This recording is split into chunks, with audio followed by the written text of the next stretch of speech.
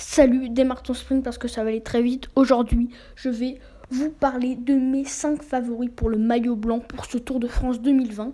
Donc sans plus attendre, on commence la vidéo, c'est parti.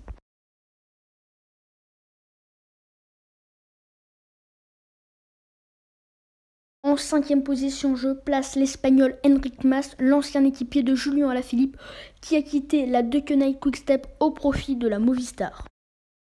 Enric Mas a 25 ans, c'est donc sa dernière année pour essayer d'aller décrocher le titre de meilleur jeune du Tour de France.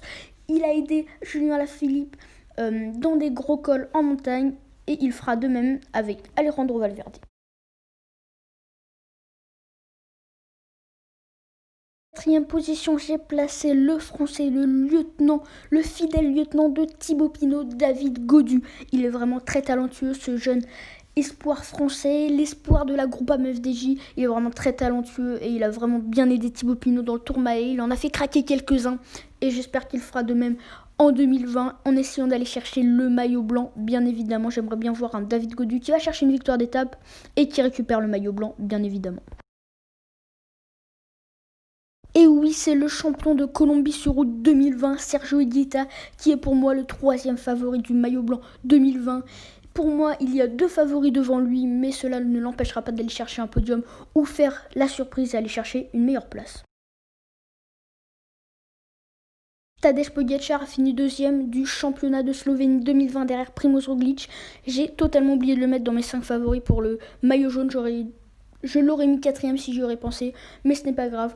J'espère qu'il va aller faire une 2e place pour le maillot blanc, voire même une première place, bien évidemment, parce que je pense qu'il a les capacités d'aller cueillir Egan Bernal, le tenant du titre, je l'espère. C'est le Colombien Egan Bernal qui est pour moi le favori numéro 1 du maillot blanc. En même temps, il a écrasé tous ses adversaires de moins de 25 ans, donc franchement, c'est normal qu'il soit dans ce top, même à la plus haute marche du podium. On se retrouve très prochainement pour mon top 5 du maillot vert pour le Tour de France 2020 et également ça va se dérouler en 3 parties. La première semaine, on va analyser le parcours du Tour de France 2020, mais pas si c'est plat, vallonné, accidenté, montagneux. Non, je vais vous dire à chaque fois mes 3 vainqueurs d'étape, le top 3, celui qui arrivera premier, deuxième, troisième et le maillot jaune à l'issue des étapes. Donc voilà, ça arrive très prochainement sur la chaîne.